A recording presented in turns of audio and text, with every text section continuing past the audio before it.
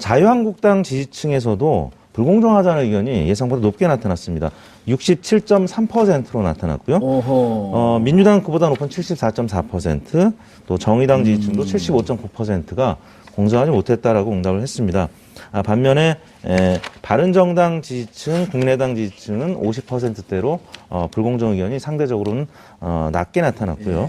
그다음에 진보층에서 불공정 의견이 74.4%로 가장 높았고 보수층이 그 다음으로 67.9%가 불공정했다. 그러니까 예상보다는 보수층에서도 이번 보도가 불공정했다라고 이제 응답을 한 것 같은데요. 그러니까 지난주 문재인 대통령이 중국 방문을 전후로 해서 언론 보도에 대한 공정성 논란이 계속 이어지고 있습니다. 특히 중국 경호원들이 한국 기자들을 폭행하면서 그 논란은 더 심화됐는데요. TBS 의뢰로 문 대통령의 중국 방문 언론 보도에 대한 국민 인식 조사를 해봤습니다. 공정했느냐, 불공정했느냐 두 보기를 두고 조사를 했는데요. 그래프 보시는 것처럼 불공정했다는 의견이 67.9%, 10명 중에 7명 가까이 응답을 했고요. 공정했다는 의견은 20.9%로 3분의 1에도 미치지 못하는 그런 결과가 나타났습니다. 특히 연령대별로 보면은 3, 40대가 불공정했다는 의견이 높았는데요. 특히 40대가 80.2%가 불공정했다라고 응답을 해서 가장 높았고요. 보통 이렇게 연령대를 소개해주는 이유로 우리 시청자분들이 좀 환기시켜야 되거든요. 네. 연령대를 보면 어디가 오피니언 리딩 그룹이고 거기에서 판단하는 게 결국 사회적으로 영향을 준다 이런 뜻인 거죠? 그렇죠. 특히 이제 40대 같은 경우에는 모든 선거 여론조사 결과에 있어서 원래 다 40대 아니에요, 여기가 네. 또. 가짜 뉴스니까. 아무튼 40대가 40대 응답이 전체 응답과 거의 유사한 경우를 나타내는데요. 그만큼 전 세대를 대표하는 그 허리 세대인데 40대가 이제 80.2%로 가장 높았고요. 그다음에 30대가 73.8%로 두 번째로 불공정하다는 의견을 나타냈습니다. 그다음에 20대로 71.6%였는데요.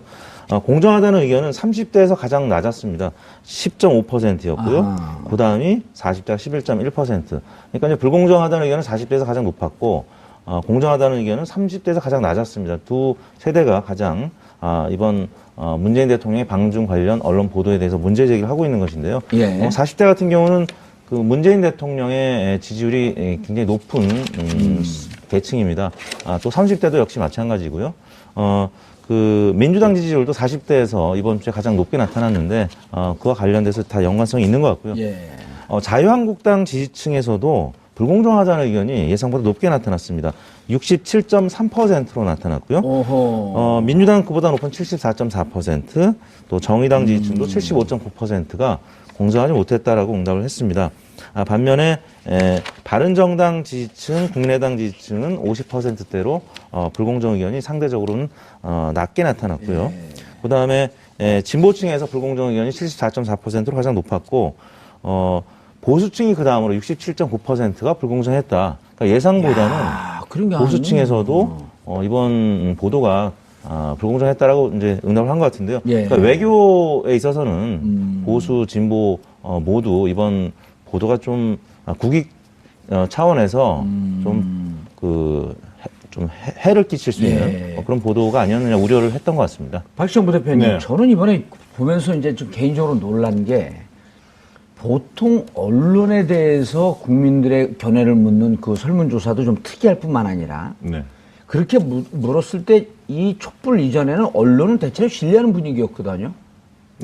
그러기 때문에 그 중국 갔을 때 혹은 영국 갔을 때 언론에서 이른바 이제 박표 어촌가라 막 불러대면서 중국에 엄청난 팬들이 생겼다 박근혜 전 대통령에 대해서 이런 걸 대체로 믿었는데 이번에 여론조사하는 걸 보고 야 국민들이 언론을 평가할 정도의 정치 수준이 높아졌고 보수 진영에서도 여전히 불공정했다라고 이렇게 하는 판단이 높게 나온 걸 보면 보수 진보를 떠나서 공기, 즉 언론은 공기로 보잖아요. 공적 기구가 이렇게 사적 이익의 사적 의도에 따라서 경도되면 안 된다라고 하는 국민들의 높은 정치의식 수준을 보여준 거 아닌가 해서 전 개인적으로 무척 충격이더라고요, 저게. 이 언론에 대한 신뢰도를 논하려면 그 사실은 이 부분에 대해서 크게 기여한 분이 바로 노무현 대통령입니다. 왜냐하면 이 조중동 프레임이라는 것을 계속 강조하셨거든요. 보수 언론이 이 진실을 왜곡하고 있다. 그래서 조중동하고 상당히 빕 타입적으로 이 공방을 벌이면서 싸웠지 않습니까? 그러면서 이제 국민들이 볼 때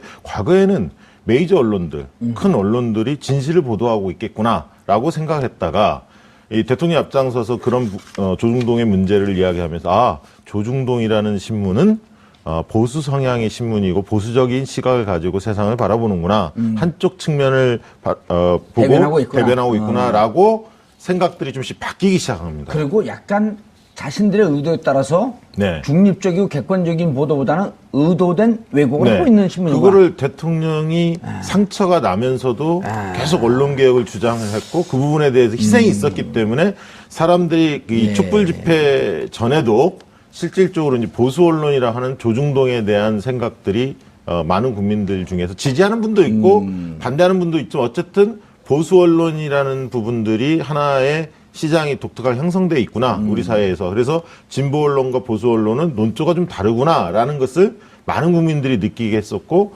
촛불 집회를 경험하면서 그런 어떤 왜곡된 언론 보도에 대해서 굉장히 분노했고 그런 것들이 지금 이어졌는데 이번에 재밌는 게 사실 아까 연령별로 이제 40대 얘기를 했는데 지역별로 보면 수도권 특히 서울이 가장 불공정했다는 의견이 호남보다도 약간 근소하게 높습니다. 여기 보시면 호남이 되게 이제 대통령 지지층들이 많다 보니까 71.6%가 호남에서는 불공정했다라고 이야기를 하는데 서울에서는 73.3%로 더 높게 나왔단 말이에요. 이 얘기는 뭔 얘기냐면 주로 이 불공정하다는 여론이 온라인상에서 이게 유포가 됐거든요. 그러니까 깨어있는 시민들이 대통령을 지켜줬다. 저는 이렇게 보는데 이번 국면 자체를 깨어있는 시민들이 온라인에서 이 홀대론 혼밥 이런 논란들 그리고 기자폭행 이런 등등에 대해서 맞대응을 하면서 진실을 알리려고 굉장히 고군분투했습니다. 사실 언론이라고 하고 있는 거대 권력에 맞서서 개미들의 그렇죠. 이 싸움이 성과를 본 것이다. 그런 것들에 대해서 상대적으로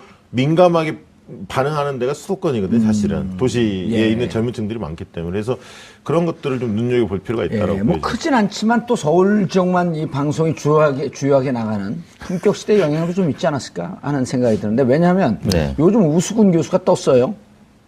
그런가요? 지난번에 나왔던. 근데 그리고 이제 그분이 여기서 제일 먼저 불렀어요 우리가. 그러니까 뭐 중국에 얘기를 하면서 그분이 또 이제 콩시엔이 누구냐면 부장 조리. 처음에 갔을 때 우리 언론에서 막 난리가 났거든요. 박근혜 대통령 갔을 때 부부장 차관이 나왔는데 왜 이번에는 차관 보가 나왔냐. 근데 보니까 그분이 나와서 그 얘기를 한 거예요. 무슨 얘기냐. 우다웨이가 차관인데 우다웨이가 지금 공석이다. 그래서 콩시엔이라고 하는 차관보가 대응을 하고 있기 때문에 차관으로 나온 게 맞다. 하면서 팩트 폭격을 했고 쫙 정리를 해줬거든요. 사실 그 전에 언론들이 다 차관보가 나왔다가 난리가 났어요. 그 여기 나오고 난 다음에 그냥 온갖 방송에 다 팔렸지. 이 우수근 씨가 하루에 서너 개씩 뛰면서 커플을 울면서 실질적으로 중국의 분위기를 전달했단 말이에요. 이분을 여기서 제일 처음 모신 게 또 우리 품격 시대. 그러다 보니까 김어준의 뉴스공장에서도 또 많이 다뤘고. 거기 한 2번씩 나왔고요. 그러니까 이제 전체적으로 TBS가 상당히 역할을 한 건 맞습니다. 팟캐스트 또 전국교에 나왔어요. 그분. 그렇습니다. 요즘 전국교 안 들으시나 봐. 상당히 기분 나쁜데. 여하튼 이제 30, 40대 연령대 유권자들은 이제 한 2, 3년 전부터 팩트체크라는 용어가 보편화될 정도로 기사가 나온 다음에 이미 미국에서는 팩트체크가 하나의 분야가 자리 잡았어요. 미국에서는. 그래서 그 기사를 반드시 사실 확인을 직접 하는 특히 이제 외신 보도 같은 경우는 예전에 그냥 그대로 받아들였는데 이제는 외신 원문을 보고 사실이 아니다라고 하면 직접 언론사에 정정을 요구하는 독자들이 많이 생겼습니다. 뭐 그런 차원에서 30, 40대의 이 불공정 평가가 가장 높았던 것 같고요. 또 문재인 대통령을 지지하는 층이나 문재인 대통령을 지지하지 않는 층이나 비교를 해봤는데 지지하지 않는다는 층이 불공정하다는 의견이 더 높았습니다. 71.2%가 불공정했다. 그리고 난 문재인 대통령을 지지하지 않지만 그러나 해외 나갔을 때 우리 대통령이 저렇게 열심히 노력하는데 네. 어떻게 이렇게 폄훼하고 깎아낼 수 있냐? 이건 잘못됐다. 네. 라고 하면서 철저하게 가치 중립적이지만 객관적 평가를 한 사람들이 네. 많아졌다. 그러니까 지지층에서는 68.3%가 불공정. 근데 아니, 거꾸로 한 거 아니에요? 비지지층은 71.2%가 불공정. 제대로 한 거예요? 이게 어디서 조사한 거예요? 이게? 네, 리얼미터가 한 겁니다. 그러니까 아주 정확합니다. 진보층이나 좀 보수층이나 예. 별 차이가 없었습니다. 이 사안에 대해서. 근데 좀 이상하지 않아요? 그러니까 진보층은 그런 온라인 예. 그 개미 군단들에 껴있는 시민들이 진실을 알리는 활동, 이 이중잣대를 적용하는 그 보수 언론의 편파 보도에 대해 맞섰던 이 예. 부분이고 아까 말씀하셨듯이 보수층은 국익을 중심으로 보는데 역대 정권에서 늘 대통령이 정상회담이나 순방 외교를 했을 때 다 우호적으로 언론들이 보도했었고 긍정적으로 이 부분들을 조명을 했었거든요. 예. 근데 굉장히 이례적이었던 거죠. 이번 사안 자체는. 아니 심지어 네. 대통령이 지지율이 떨어지면 해외 순방 나가라고 하는 얘기가 있을 정도로 그렇죠. 2, 3%에서 한 많게는 5%까지 예. 올라가거든요. 예. 오죽 하면 그 MB 마지막에 지지율 떨어지니까 독도까지 방문했잖아요. 예. 그리고 이번에 이제 대미를 장식했던 게 사실 그거 아닙니까? 이제 혼밥 논란이 있었는데 실제로 이제 오바마나 클린턴이 베트남 방문했을 때 쌀국수 외교 했지 않습니까? 서민 행보라면서 극찬했잖아요. 극찬했죠. 근데 이번 이제 모국 대통령이 방문했음에도 불구하고 그것을 중국 인민들의 감성을 자극했는데 예. 그럼에도 불구하고 그렇게 한 것. 그리고 저는 보수 언론 중에서도 이번에 유독 예. 이제 조선일보는 이제 늘 그렇게 한 시각을 가지고 묘사를 하니까 그런가 보다 하는데 중앙일보가 상당히 이 부분의 홀대론에 대해서 앞장섰습니다. 그래서 이것은 최근에 불거진 이건희 차명 계좌에 대한 과징금 부과, 소득세 부과 이 부분들이 이제 언론에 보도가 됐었고 또 정부에서 그런 의지들을 간접적으로 좀 피력하다 보니까 이 부분 관련해서 굉장히 민감하게 반응하면서 정권에 좀 타격을 주려고 좀 의도적인 게 아닌가 이런 생각도 좀 들더라고요. 만약 그렇다고 한다면 예. 그렇게 전제 조건으로 두고 본다고 한다면 네. 차명계좌 1200개에다가 돈 숨겨놓은 거 잘못된 거죠. 네. 그럼 그거 국가에서 찾아갖고 세금 부과해갖고 네. 그 세금 부과한 거로 국민 복지 비용으로 쓰고 네, 네. 국가 예산으로 쓰고 잘한 거죠. 아, 그럼요. 자기들 돈 뺏겼다고 이렇게 보복하는 거 양아치입니까? 가서 물어보고 오세요. 아니, 그러니까 그렇게 추정이 된다는 거고요. 제 주장입니다. 예. 여하튼 왜 뒤가 크게 여쭤보라고 하네. 제가 뭐 따질 입장은 아니고. 보수층에서는 이제 아무튼 이번 한중 정상회담의 예. 목적이 사드 배치와 관련된 한반도 안보 문제, 그다음에 사드 경제 보복과 관련된 이 문제를 어떻게 풀 것인가.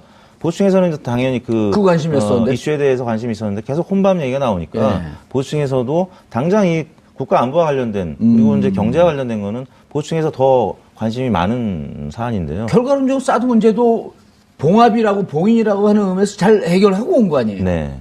근데 그런 부분보다는 온통 이제 밥을 누구랑 먹었느냐 뭐 이런 얘기만 나오니까 예. 보수층에서도 좀 불만이 있었던 것 같습니다. 그리고 중앙일보가 변한 밥 장사를 하고 싶은 욕심이 있었던 건 아닐까? 밥 얘기를 계속 강조해서. 근데 지금 보수 언론들은 예. 어쨌든 한미 관계를 중심으로 사고하는 집단이거든요. 그럼 이번 한미 관계의 근거에서 중국과 그렇기 때문에 가까워지니까 네, 그렇죠.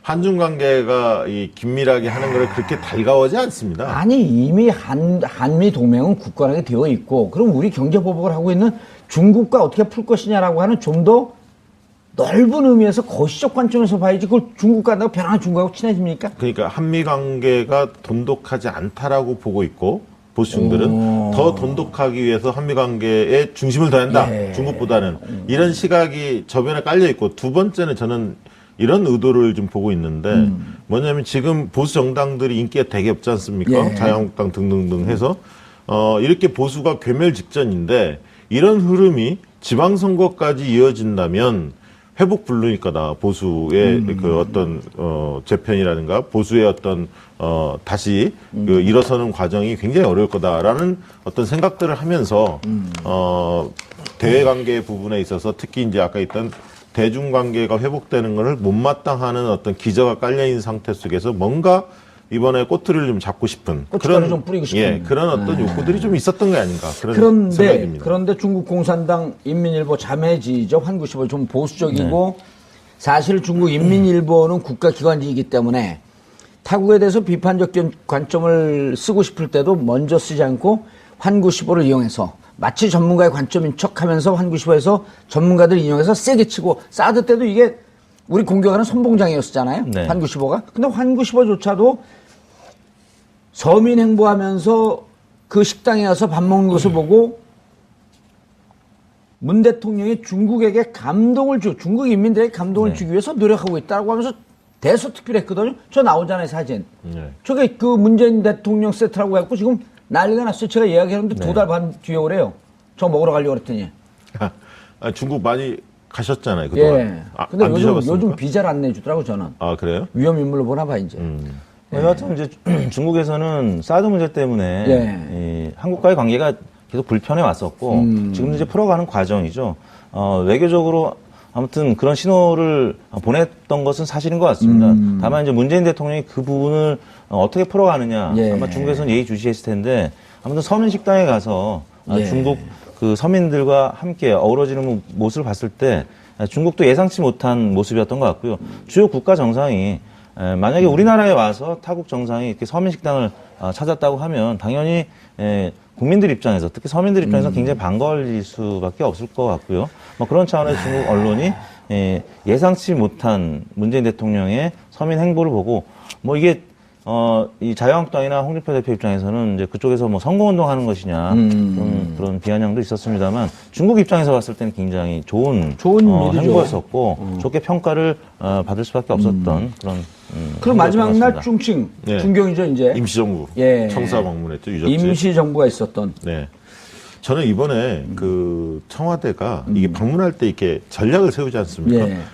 방문지를 어떻게 하고 회담은 어떻게 하고 다 전략을 세우는데 식사는 어떻게 하고 이런 게 전략을 세우는데 굉장히 치밀하게 했다 이렇게 평가를 합니다. 왜냐하면 한중 관계가 굉장히 지금 안 좋았지 않습니까? 예. 경제적인 측면뿐만 아니라 안보적인 측면 다 먹구름이 껴있는 상태 속에서 우리의 요구에 의해서 급작스럽게 지금 방문이 이루어졌거든요. 사실 내년으로 넘어갈 수도 있는데 그건 조금 입장들이 틀리더라고요. 그쪽? 우리뿐만 아니라 네. 중국도 사드 문제로 이렇게 밀어내니까 한미일이 급격하게 가까워지는 것 때문에 요청하니까 이거 때 맞춰 언론 수용했다. 왜냐면 아베는 계속 요청을 하는데 지금 안 받아주고 있다는 거거든요. 그래서 양쪽의 이해가 좀 잘 어우러졌다 이렇게 주장하는 사람들도 있더라고요. 어쨌든. 예. 그러니까 좀 제가 볼 때는 세 가지 측면을 좀 눈여겨봤는데 굉장히 이제 실리 외교하면서 명분을 좀 찾았어요. 뭐냐면 처음에는 대국이라는 표현을 썼어요. 중국에. 그리고 이제 우리를 작은 나라라는 표현을 써서 약간 듣기에는 감정이 좀 우리가 상할 수 있습니다. 그래서 대국이라는 표현은 사실 맞긴 하죠. 중국이 대국이죠. 대국이라는 표현을 쓰면서 한껏 중국의 어떤 자존심 이런 걸 치켜 세웠죠. 이거 일단 첫 번째 치켜 세웠습니다.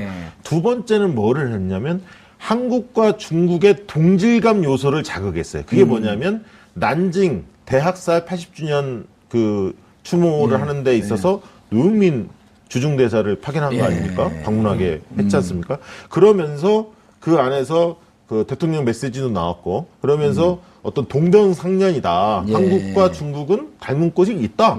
일본으로부터 피해를 받았던 이런 동질감 요소를 자극했고 마지막에 아까 얘기했던 중국 인민들을 울렸던 서민행보, 감성행보 이 세 가지가 잘 짜여졌고 마지막 그 방문인 임시정부 청사를 중경에서 방문하면서 3.1절 이런 논란들이 있었지 않습니까? 건국절 논란들이 있었는데 이 부분의 쐐기를 명확히 봤고 우리의 정통성이 어디에 있는지를 명확히 해줬다. 그래서 저는 실리적인 측면이나 명분적인 측면이나 두 마리 토끼를 절묘하게 잘 가져갔다. 다만 이제 초기에 기자 폭행 사건이 있으면서 상당히 청와대로서는 곤혹스러웠을 거고 상당히 어려운 국면들이 계속 됐는데 그러면서 어떤 문재인 지지층들이 보였던 반응들에 대해서 감론을박도 많았습니다. 왜냐하면 기자들이 홀대론을 전면에 깔면서 그 문제가 터지다 보니까 논란들이 좀 많았는데 어쨌든 그런 우여곡절을 겪었고 종국적으로 본다면 사드 문제를 정상회담에서 직접적으로 언급하지 않으면서도 그것을 피해가면서 얻을 건 다 얻은 한반도 평화를 구축하고 경제 국면도 제재 이전으로 다시 정상관계를 만들었다는 것 측면에서는 대단히 잘했던 그러니까 시진핑도 한국 역사나 한국에 대해서 관심을 많이 갖고 양국 간의 관계를 좀 개선하고 정상화시키려고 해야 될 그 기미가 보이는 게 그 전에 박근혜 전 대통령이 갔을 때 건국절 논란이 한창일 때 시진핑 주석이 그런 얘기를 했단 말이에요. 물을 먹을 때는 그 물이 어디에서 온지 근원을 알아야 한다. 그리고 여기 그 임시정부를 만들어서 많은 독립운동을 해서 노력을 했고 우리도 많이 도왔다. 그러니까 당신들이 지금 건국절이라고 하면서 48년을 당신들 나라의 그 기원이라고, 건국한 날이라고 하는데, 그건 물의 근원이 아니다. 네. 라고 하면서 되게 가르쳤단 말이야, 아주 창피하게. 네. 그런데 이번에 문재인 대통령이 상대적으로 중층에 가서 임시정부의 뿌리가 임시정부에 있고, 그리고 그것을 도왔던 또 중국에 대한 간접적 감사함도 표현을 했고. 네. 이런 제대로 한 거 아니에요? 그렇죠. 그래서 문재인 대통령이 이제 두 가지 사자성어를 썼는데, 예. 역지사지, 그 다음에 실사구시. 예. 예. 이제 역지사지란 말 때문에. 마지막에 이제 하나 더 썼어요. 네, 어떤 말 썼습니까? 동주공제. 아, 네. 함께 배를 타고 물을 네. 건넌다. 그래서 그게 이제 이제 시진핑이 즐겨 쓰는 표현 네. 아니에요. 그러니까 시진핑 주석 입장에서도 한국의 입장 혹은 문재인 대통령 입장을 고려할 수밖에 없는 역지사지라는 표현, 예. 실사구시. 문재인 대통령이 굉장히 악조건 속에서 외교를 그렇죠. 굉장히 실사구시란 말대로 시종 외교를 하신 것 같고요. 이제 그런 부분에 있어서 이제 국민들이 좋게 평가를 하고 있는 것 같습니다. 그리고 아까 이제 그 문재인 대통령 비지지층도 지금 이렇게 적극적으로 지지를 보낸다는 것은 이제 아까 말씀드린 여러 가지 이제 요인도 있겠지만 또 보수층에서 아주 일부는 그 홀대론에 대한 그 보도가 조금 더 강력하게 비판했어야 된다는 그런 차원의 불공정 평가를 한 사람도 일부는 저는 있다고 봅니다. 그런 차원에서 문재인 대통령 지지층보다 또 비지층도 일부 이 불공정 평가가 있었던. 예. 그래서 저희가 그 보기 과정에서 그냥 이번에 4점 촉도로 했거든요. 매우 불공정한 편 뭐 이런 식으로 하다 보니까 설명이 앞에 없다 보니까 보수층에서는 좀 더 강하게 비판을 했어야 된다는 의견도 좀 반영이 되지 않았나 싶습니다. 이번에 근데 국면에서 특급 도우미가 한 명 있었어요. 누군지 아시겠습니까? 의원님? 이번에요? 예. 기자요? 아니, 특급 도우미. 모르겠는데요. 홍준표. 일본 가서? 네, 일본 가서 한 거하고 굉장히 비교가 많이 됐죠. 그러니까 거기서 또 대통령을 저격하지 않았습니까? 굉장히 거친 언사로. 아련했다. 굴욕, 뭐 아련, 뭐 이런 표현들을 썼지 근데 않습니까? 둘이 아베하고 홍준표 대표하고 앉아있는 의자 보셨어요? 네, 차이가 나죠. 예, 아베는 꽃의자에 앉았고, 네. 그 다음에 홍준표는 일반 의자에 앉았거든. 일반 의자가 낮아요. 네. 근데 과거에 정세균 의장 방문할 때는 교체를 똑같은 해서 거, 교체해갖고. 김교용 당시 비서실장이 그 작업을 했다고. 예. 근데 이번에 유엔 사무총장 또 왔을 때 사진 오니까 둘 다 꽃의자에 앉아있어요. 네.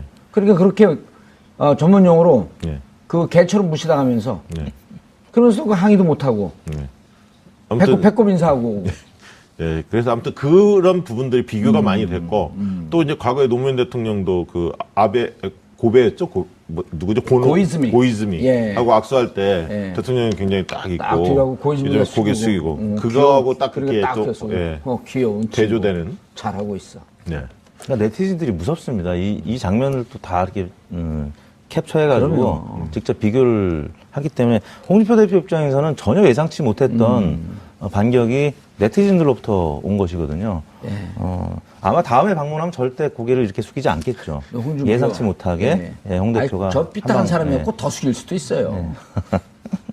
문재인 대통령을 만나도 그 정도 인사할 용의가 있다. 뭐 이런 얘기를 했는데 그건 다음에 이제 그 회담을 할 때 두고 봐야 될 것 같습니다. 예. 회담도 1대1 회담 안 한다고 안 만나준다 그 정도 인사할까요? 라는 것을 많은 국민들이 느끼게 했었고 촛불 집회를 경험하면서 그런 어떤 왜곡된 언론 보도에 대해서 굉장히 분노했고 그런 것들이 지금 이어졌는데 이번에 재밌는 게 사실 아까 연령별로 이제 40대 얘기를 했는데 지역별로 보면 수도권 특히 서울이 가장 불공정했다는 의견이 호남보다도 약간 근소하게 높습니다. 여기 보시면 호남이 되게 이제 대통령 지지층들이 많다 보니까 71.6%가 호남에서는 불공정했다라고 이야기를 하는데 서울에서는 73.3%로 더 높게 나왔단 말이에요. 이 얘기는 뭔 얘기냐면 주로 이 불공정하다는 여론이 온라인상에서 이게 유포가 됐거든요. 그러니까 깨어있는 시민들이 대통령을 지켜줬다. 저는 이렇게 보는데 이번 국면 자체를 깨어있는 시민들이 온라인에서 이 홀대론 혼밥 이런 논란들 그리고 기자폭행 이런 등등에 대해서 맞대응을 하면서 진실을 알리려고 굉장히 고군분투했습니다. 사실 언론이라고 하고 있는 거대 권력에 맞서서 개미들의 그렇죠. 이 싸움이 성과를 본 것이다. 예, 그런 것들에 대해서 상대적으로 민감하게 반응하는 데가 수도권이거든요, 사실은. 도시에 예. 있는 젊은 층들이 많기 때문에. 그래서 그런 것들을 좀 눈여겨볼 필요가 있다라고 뭐 보여집니다. 크진 않지만 또 서울 지역만 이 방송이 주요하게 나가는 품격 시대의 영향도 좀 있지 않았을까 하는 생각이 드는데 왜냐하면 네. 요즘 우수근 교수가 떴어요. 아, 그런가요? 지난번에 나왔던. 예, 근데 그리고 이제 그분이 여기서 제일 먼저 불렀어요, 우리가. 네. 그러니까 뭐 중국의 또 정의당 지지층도 75.9%가 공정하지 못했다라고 응답을 했습니다. 반면에 바른정당 지지층, 국민의당 지지층은 50%대로 불공정 의견이 상대적으로는 낮게 나타났고요. 그다음에 진보층에서 불공정 의견이 74.4%로 가장 높았고 보수층이 그 다음으로 67.9%가 불공정했다. 그러니까 예상보다는 그런 게 보수층에서도 이번 보도가 불공정했다라고 이제 응답을 한 것 같은데요. 예. 그러니까 외교에 있어서는 보수, 진보 모두 이번 보도가 좀 국익 차원에서 좀 해를 끼칠 수 있는 예. 그런 보도가 아니었느냐 우려를 했던 것 같습니다. 박시영 부대표님, 네. 저는 이번에 보면서 이제 좀 개인적으로 놀란 게 보통 언론에 대해서 국민들의 견해를 묻는 그 설문조사도 좀 특이할 뿐만 아니라 네. 그렇게 물었을 때 이 촛불 이전에는 언론은 대체로 신뢰하는 분위기였거든요. 네, 네. 그렇기 때문에 그 중국 갔을 때 혹은 영국 갔을 때 언론에서 이른바 이제 박표 어촌가라 막 불러대면서 뭐 중국에 엄청난 팬들이 생겼다 박근혜 전 대통령에 대해서 이런 걸 대체로 믿었는데 이번에 여론조사하는 걸 보고 야 국민들이 언론을 평가할 정도의 정치 수준이 높아졌고 네. 보수 진영에서도 여전히 불공정했다라고 이렇게 하는 판단이 높게 나온 걸 보면 네. 보수 진보를 떠나서 공기 네. 즉 언론은 공기로 보잖아요. 네. 공적 기구가 이렇게 사적 응답을 해서 가장 높았고요. 보통 이렇게 연령대를 소개해주는 이유로 우리 시청자분들이 좀 환기시켜야 되거든요. 네. 연령대를 보면 어디가 오피니언 리딩 그룹이고 거기에서 판단하는 게 결국 사회적으로 영향을 준다 이런 뜻인 거죠. 그렇죠. 특히 이제 40대 같은 경우에는 예. 모든 선거 여론조사 결과에 있어서 원래 다 40대 아니에요, 여기가 네. 또. 예. 가짜 뉴스니까.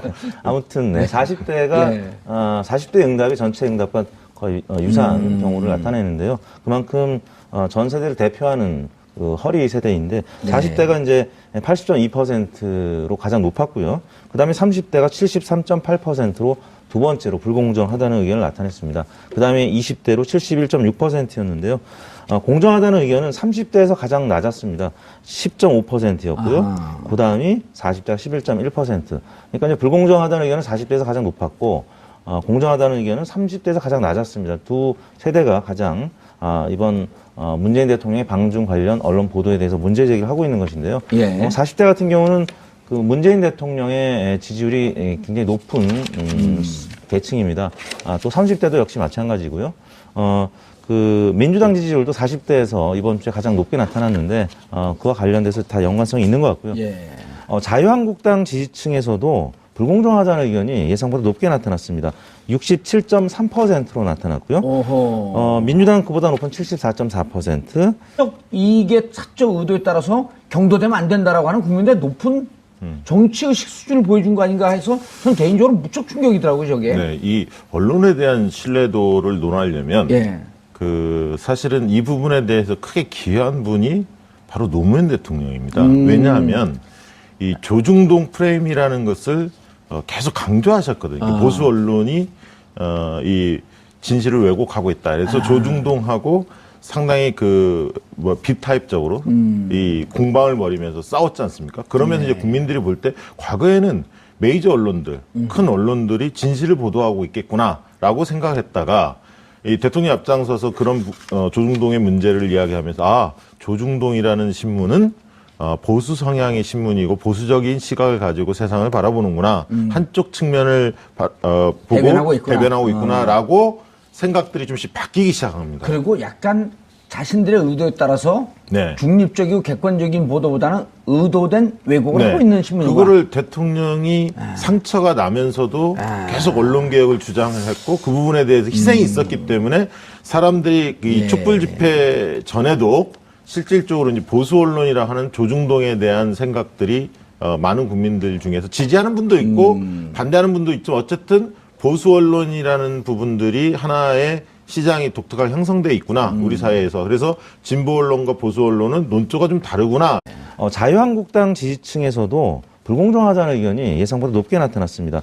67.3%로 나타났고요. 민주당은 그보다 높은 74.4%, 또 정의당 지지층도 75.9%가 공정하지 못했다라고 응답을 했습니다. 반면에 바른정당 지지층, 국민의당 지지층은 50%대로 불공정 의견이 상대적으로는 낮게 나타났고요. 그다음에 진보층에서 불공정 의견이 74.4%로 가장 높았고 보수층이 그 다음으로 67.9%가 불공정했다. 그러니까 예상보다는 보수층에서도 이번 보도가 불공정했다라고 이제 응답을 한 것 같은데요. 그러니까 지난주 문재인 대통령이 중국 방문을 전후로 해서 언론 보도에 대한 공정성 논란이 계속 이어지고 있습니다. 특히 중국 경호원들이 한국 기자들을 폭행하면서 그 논란은 더 심화됐는데요. TBS 의뢰로 문 대통령의 중국 방문 언론 보도에 대한 국민 인식 조사를 해봤습니다. 공정했느냐, 불공정했느냐 두 보기를 두고 조사를 했는데요. 그래프 보시는 것처럼 불공정했다는 의견이 67.9%, 10명 중에 7명 가까이 응답을 했고요. 공정했다는 의견은 20.9%로 3분의 1에도 미치지 못하는 그런 결과가 나타났습니다. 특히 연령대별로 보면은 30, 40대가 불공정했다는 의견이 높았는데요. 특히 40대가 80.2%가 불공정했다라고